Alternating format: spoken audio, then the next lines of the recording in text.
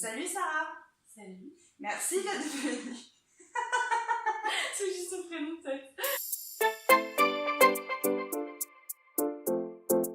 Salut Sarah. Salut Annelise. Merci d'être venue à la maison. Est-ce que tu peux te présenter un petit peu pour les filles qui nous regardent? Oui, alors du coup je m'appelle Sarah, j'ai 24 ans et je suis en études de communication et à côté de ça je tiens un blog qui s'appelle Cueille le jour.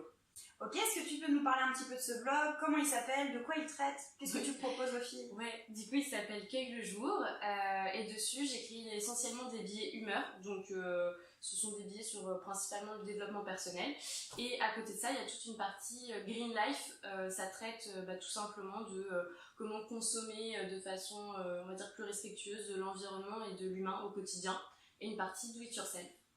Yes. Est-ce que tu as beaucoup de personnes qui consultent ton blog? Est-ce que tu es suivie sur les réseaux sociaux? Comment ça se passe? Alors sur mon site, il y a pas mal de trafic, je suis assez contente. Et sur Instagram, ça commence, je crois qu'on est 1200 à peu près. Donc bientôt 1300, donc ça va, c'est sympa. Et comment tu as eu cette idée? Comment on devient blogueuse comme ça, du jour au lendemain? Quel est le projet? Alors du coup, je pense pas que ce soit du jour au lendemain, je pense que j'avais vraiment envie de partager sur différents sujets. Et c'est essentiellement ça qui m'a donné envie d'écrire en fait. Et du coup, je me suis lancée en me disant, de toute façon, j'ai rien à perdre, donc allons-y. Ah, ça c'est une philosophie qui me plaît bien, je pense que tu as pu voir un petit peu sur le groupe. En tant que blogueuse et en tant que les autres casquettes que tu as peut-être, voilà, quelle est ta journée type? Je me réveille, je regarde mes mails, c'est pas bien, j'essaie de regarder tout de suite ces messages et tout, c'est mauvais réflexe. Je vais sur les réseaux évidemment. Après une journée de travail ou de cours, j'essaye d'écrire tous les jours. Tous les jours. Ça veut pas dire que je rédige un article, mais ça veut dire que tous les jours je me force à écrire pour continuer à avoir l'inspiration des sujets. Je note des phrases, je note juste parfois des mots et qui après vont revenir me percuter et là je vais écrire du coup un article en fait. D'accord, donc en fait tu te mets tout le temps dans l'action pour vraiment tout le temps être dans le bain de ce blog et pouvoir toujours l'alimenter en fait. Exactement, ouais. Ok, ouais, je comprends tout à fait. L'action les filles. Et je me demandais quel est ton projet pour l'avenir? Est-ce que tu veux vivre de ce blog ou est-ce que tu as un projet qui est en rapport? Qu'est-ce que tu peux me dire un peu à ce sujet-là? Si un jour j'ai l'opportunité, pourquoi pas, puisque c'est mon loisir, c'est ma passion, donc pourquoi pas faire ce que j'ai envie de, ce que j'aime faire en fin de compte. Mais en tout cas, ce qu'il y a de sûr, c'est que le blogging, ça ouvre quand même des portes, même à petit niveau. Noter dans mes CV que j'ai un blog, ça a toujours un peu fait la différence. Là, tu es étudiante? En L3, ça s'appelle MATIC, à l'IUT de Tours, ça veut dire marketing digital et e-commerce. Ça regroupe plein de choses différentes autour du digital.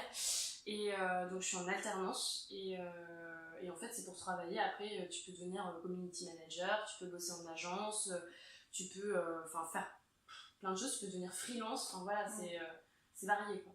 Ouais, donc toi il n'y a pas une rupture en fait entre ta vie d'étudiante et ce que tu fais sur ton blog? C'est non, vraiment un projet global en fait. Ouais, tout à fait. C'est pas la même chose, mais en tout cas oui, c'est vrai que le blog s'inscrit tout à fait dans finalement ma démarche quotidienne, quoi, que ce soit au niveau des études et du site. Yes. T'as lancé ce blog parce que tu aimais écrire ou est-ce qu'il y avait un autre projet derrière? Est-ce qu'il y a quelque chose de passionné en fait dans ce que t'écris ou une conviction perso? J'aimais écrire, ouais, mais c'est vrai que de toute façon forcément quand tu aimes écrire, mais faut être passionné, je veux dire, il y a forcément quelque chose qui te passionne pour que tu en viennes à écrire dessus. Et moi, c'était vraiment faire comprendre aux gens que malgré toutes les difficultés qu'on peut avoir, on peut faire des choses en fait. On peut y arriver et c'est pas le blog en soi, c'est juste, c'est ok, j'écris un blog, mais c'est dans la vie au quotidien. C'est-à-dire que si on a des rêves, on peut les faire. Si on a des objectifs, il faut s'en donner les moyens. Ça, c'est quelque chose qui me parle beaucoup. Je pense que tu l'auras compris et justement, je rebondis un petit peu sur ce que tu me dis. Pour toi, les 3 ingrédients du bonheur, c'est quoi? S'il y avait vraiment 3 choses à mettre dans un bocal? Je suis encore un bébé Yoda là-dedans. Alors en premier, y croire, parce que si on n'a pas confiance en soi, si on n'a pas confiance en général, même en la vie, etc., c'est déjà un peu compliqué. Ensuite, quand on y croit, je pense qu'il faut s'en donner les moyens. Ensuite, donc les moyens, c'est-à-dire vraiment persévérer dans ce qu'on veut faire, etc. Le lâcher prise, c'est-à-dire que même si on s'en donne les moyens, des fois, il faut accepter de se prendre des portes dans la figure et finalement se dire que c'est peut-être pour une raison. En fait, laisser un petit peu la magie opérer, et même quand elle n'est pas magie paillette, quoi. Bah, parce que finalement, moi, chaque fois que je me suis bouffé des portes, et bah, je sais pas, hein, franchement, sans mentir, il y avait tout le temps autre chose derrière qui était finalement 10 fois mieux.